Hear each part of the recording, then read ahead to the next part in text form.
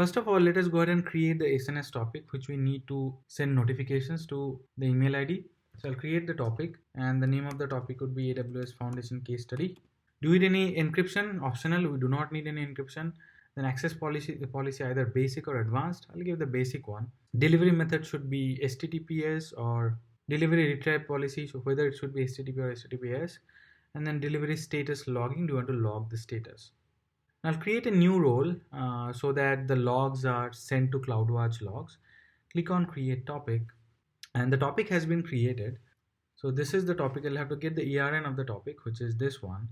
And then I'll go ahead and create a subscription. Click on subscription and then click on create subscription. Currently, I do not have any subscription. And this is the topic ERN and the protocol. What protocol do you want to use? Either HTTP, HTTPS, Lambda or SMS or email. I could have used Lambda and that is there in the architecture, but this is a very simple thing. So I'll not use Lambda. I'll use email notification directly and should go to this email ID. I'll not select any subscription filter policy and then click on create subscription. So the subscription has been created. I need to go ahead and confirm the subscription from my email ID.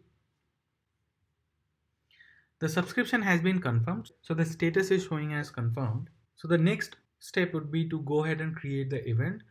And I want to create event for this bucket, AWS Foundation bucket. Click on this and then go to properties and then click on event. So you can add notifications. First of all, what is the name of the notification?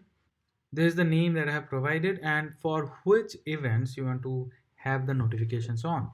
Either put, post, copy, permanently deleted, all object events, all object create events, all restore initiatives. So I'll select this all object create events.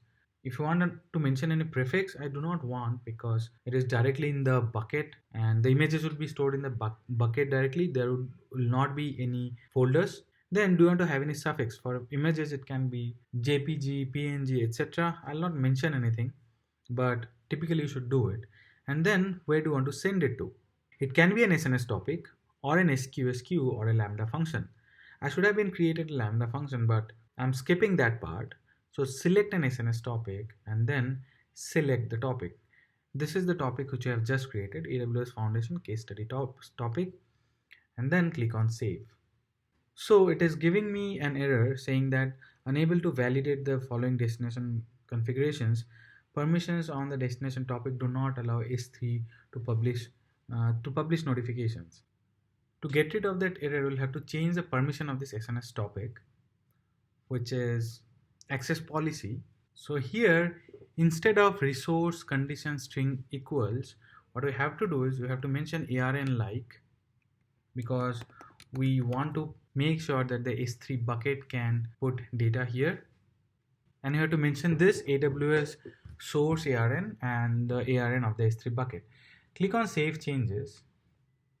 So the topic has been changed. Now if you go back and save this, you should not get any error. And that's what the event has been created. And whenever we upload anything in this bucket, we should get a notification. So let us test that. I've already got this email from the topic saying that I have created an event on S3. So this is what it is saying. The service is Amazon S3 and I have created an event on this bucket using blah blah blah. I'll go ahead and delete this and let me upload an image there in this bucket. I should be able to get a notification. So this is the file. Let me go ahead and upload it. I don't care whether it has public permission or not. The upload is done and now let me go ahead and check my email whether I have got any notification or not. And it says we have a notification from Amazon S3.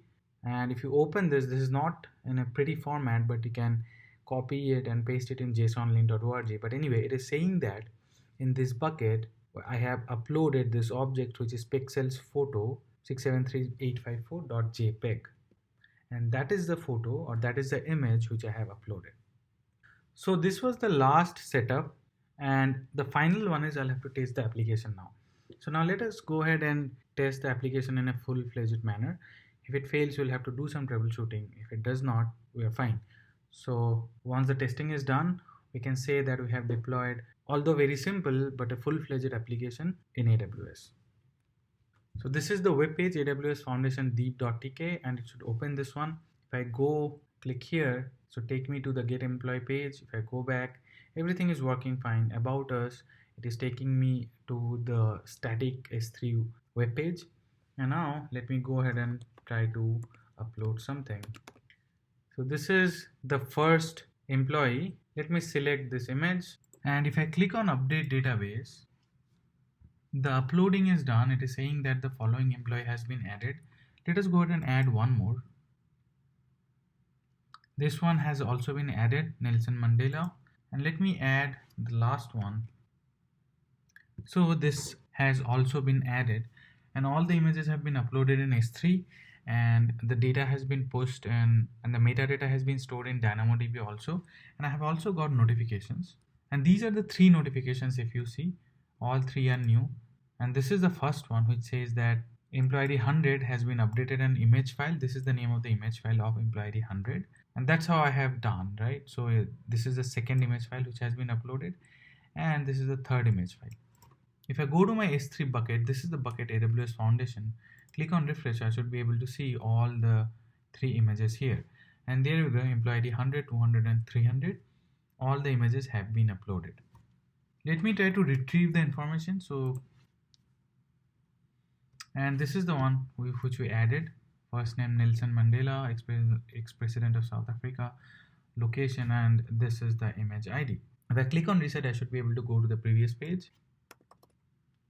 Employee ID 300 should fetch me Atal Bihari Vajpayee. There you go. So the application is working perfectly fine, and so we have implemented the entire solution in AWS.